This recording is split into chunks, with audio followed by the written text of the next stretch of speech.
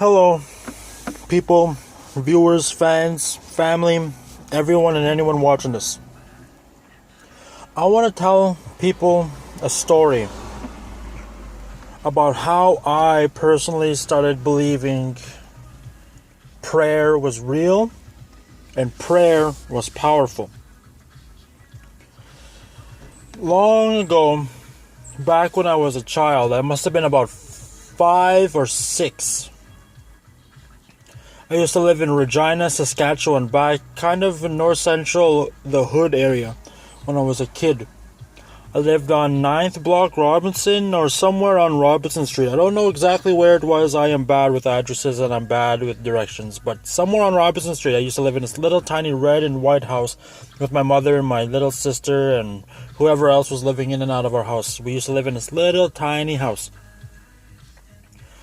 This is the story of when I believed in prayer, when I started believing and understanding prayer was real, and that there was something or someone out there listening to us. Now, we were living in this house, and there was this huge pine tree in front of our house. Massive, probably 100-year-old pine tree. It was tall. It's very, very tall. Me being a little poor Indian reserve kid, I never had much. I never had much of anything. Toys I looked out for and looked after because I rarely got them. So I had 2 specific action figures long time ago. One was a Joker action figure from Batman. He's cool ass little toy, had his little face, had a purple little suit on, had his green hair, and it was a little villain toy, and I thought it was great. I loved it. And I also had a Beetlejuice action figure, a little white and black lined suit and crazy face, and there was a little button on the back where his little hair would go crazy into snakes, I think. But it was 2 separate action figures I had that were very neat and very cool, and that I loved them. I, being the little crazy, rambunctious, wild kid that I was, I threw those toys up the tree, and I would watch them come tumbling all the way down. Right down, all the way down the branches. I used to do this regularly. I used to watch these toys fall all the way down.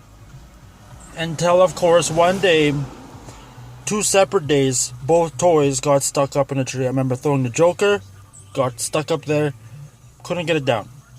Then I threw the Beetlejuice toy up the tree, and I couldn't get it down. It was stuck far up high there, and I was stumped, and I was pretty offended and bothered and upset at myself, and I felt silly for doing that. And I don't know, I was a kid, I didn't pay no mind to it. I remember learning about prayer and learning about how to pray for things from my grandparents or from my mom. They always used to say, just pray for it, my boy, and you'll get it. Whatever. They meant that on other things, but this specific day, I decided to pray to God or the Creator for my toys.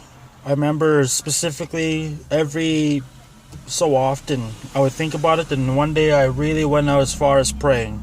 I remember putting my little hands together and asking God, please God, can you get my toys out of the tree?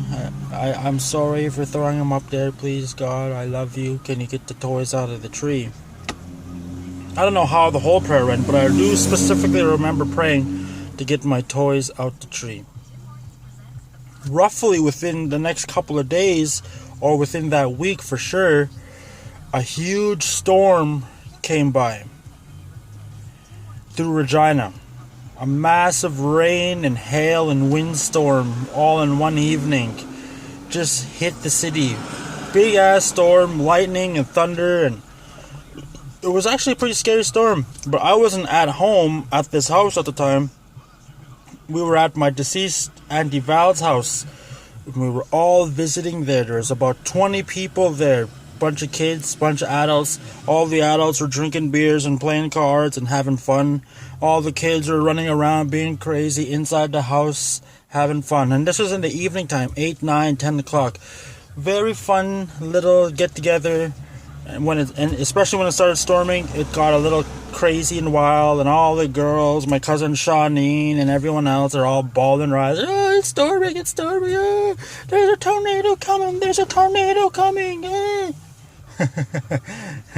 The adults were saying there was a tornado. We had the idea that a tornado was nearby, and if I'm not mistaken, there was a tornado outside the city, or a small tornado that hit the city. I'm not exactly sure if there was a tornado or not, but we were led to believe there was. So, we ended up spending the night at my Auntie Val's.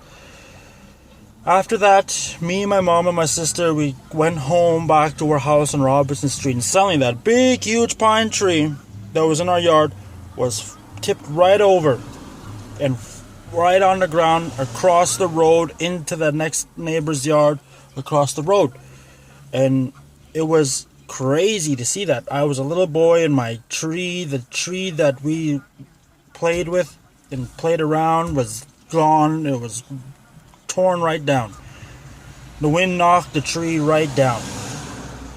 It was practically unbelievable. I was a little boy seeing this tree spread right across the road into the next people's yards. It was silly. Of course, as the day progressed, neighbors gathered around, people talked about it, people were kind of just curious and amused by the fact that this tree fell over. I, being the little kid that I was, climbed around inside the tree, and sure enough, what did I find? I found both my toys, the Joker action figure and the Beetlejuice action figure. And I just felt it. I knew, thank you God. I was just happy. One of the very first times I ever felt that joy that my prayers were answered as a child. I got my toys out the tree. I knew then and there that prayer was different and prayer was real. And I admired that. To this day, I will never forget that story. I will never forget that issue, and I will never forget that tree falling down. I'll never forget the toys that I got back. I remember specifically praying for it, and it happened. That's pretty much all you gotta do in life. Is if you pray hard enough, God may be listening. And if you pray hard enough, the Creator may answer you. So just keep that in mind. Remember that.